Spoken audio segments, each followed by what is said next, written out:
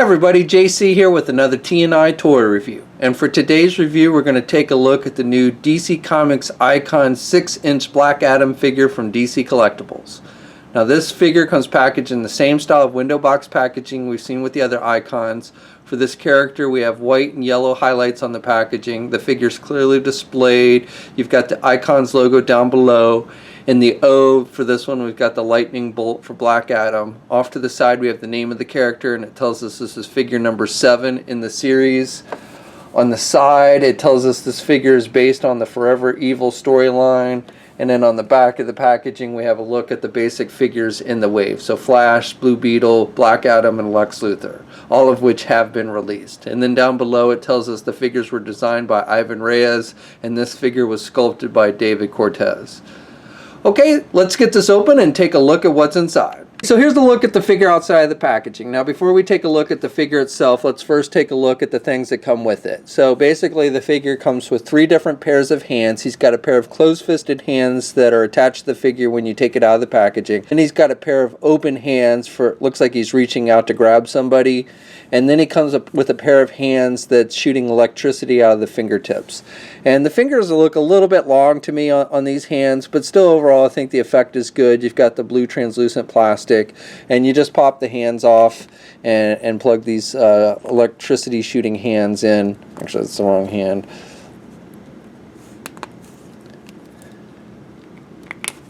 And so it looks like he's shooting electricity out of his hands for his power. Quick, before we move on to the figure, I just wanted to point out, when I first saw these electricity shooting hands, the first thing I thought of is, wow, these would be great to go along with Hasbro's 6-inch Emperor Palpatine figure.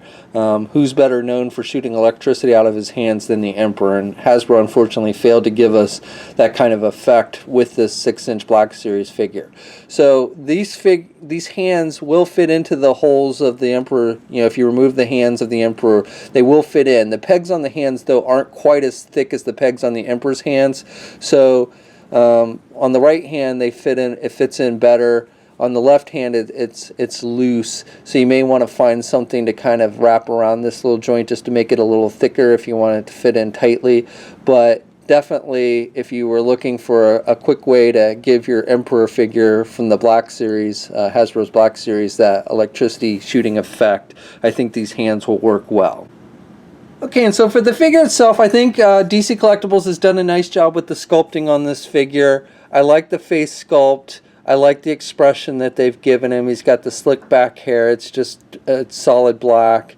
He's got the whited out eyes like you typically see with this character. I like the electricity pattern in his electric bolt. It looks like he's about to use his power, so it goes well with the fingertips with the electricity coming out. Now I will say it's a little weird. This actually electricity bolt is done with the same kind of vinyl material as the cape, and the top part is glued onto the figure, and then the bottom part is kind of loose from the figure. I guess that's so it doesn't limit the ab crunch swivel there. So it's kind of interesting. I guess I'm glad they did. It looks a little funny from the side because it kind of sticks out a little bit, but from the front it looks good. And then, you know, it doesn't limit, this doesn't, if they had sculpted it all the way down his chest, it would have probably they would have had to do a line in between it, or it would have limited the midsection articulation. So I guess it's a pretty interesting way to do that. And like I said, for the most part it looks pretty good, especially from the front. Now I like the sculpting detail with the line work on the figure and the muscular work. I like how the cape is done on this one. He's got the hood that's pulled back, and then he's got the tatterness down at the bottom with the gold trim, and it's not so flowing. So like, you know, DC Collectibles did a new 52 7-inch Black Adam figure, and the cape is much more kind of flowing out and everything. So I like it better that it's more, you know, it's not quite as spread out as on this 7-inch figure. I also like the facial expression better on this 6-inch version than the kind of grin that they gave him. It looks more like a vampire on the 7-inch version than I think the character actually looks in the comics. So paint applications are pretty basic on the figure. You've got solid blacks for the black portion of the costume, and then you've got a gold metallic paint on the gold portions of the costume. The belt is a separate piece, and it's glued onto the figure, as with the lightning bolt, as I mentioned before.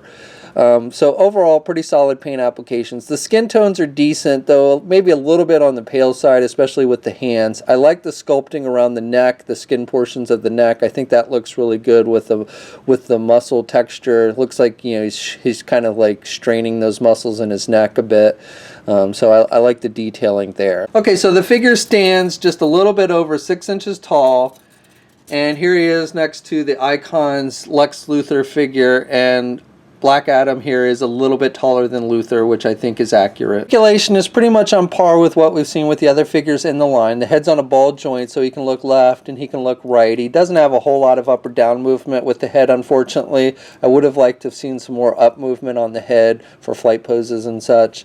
Arms are attached with your standard ball hinge joint at the shoulder, so he can get his arm out good, and he's got good rotation there. He's got the bicep swivel, he's got the double jointed elbow, he's got the swivels at the wrist, and he's got hinges on the hands, so he's got good up and down movement with the hands. He's got the midsection joint, so he's got the rotation there at the midsection, and he can also kind of pivot to the left and the right there at the midsection. He's also got the ab crunch, so he can crunch down about that much, and he can look back about that much. Legs are attached with ball joints, so he can do the splits about that much. He can get his leg forward pretty good, and he can do his leg out and back. He does not have any kind of thigh swivel. He has the double jointed knees, so he's got good bending at the knees. He's got a boot cuff swivel. He's got hinges on the feet, so he's got good up and down movement with the feet, and he's got ankle pivot. And 2 peg holes on the bottom of his feet. Okay, so that's my review. Overall, I like the figure. It's pretty basic for the most part, but I think they've captured the likeness of the character. Doesn't come with a lot of accessories, just an extra pair of hands. But definitely, if you're a Star Wars collector, I think those electricity hands will come in handy for your Emperor figure. And they also work well in this figure as well. But again, I'll be using mine more with that Emperor figure, I think. So this figure is out on shelves now. We'll have a full gallery of images up at toynewseye.com. There's a link in the description below. And as always, leave a comment. Let us know what you think. If you're so inclined, please like the video. And if you haven't already, please subscribe. And until next time, I'll catch you later.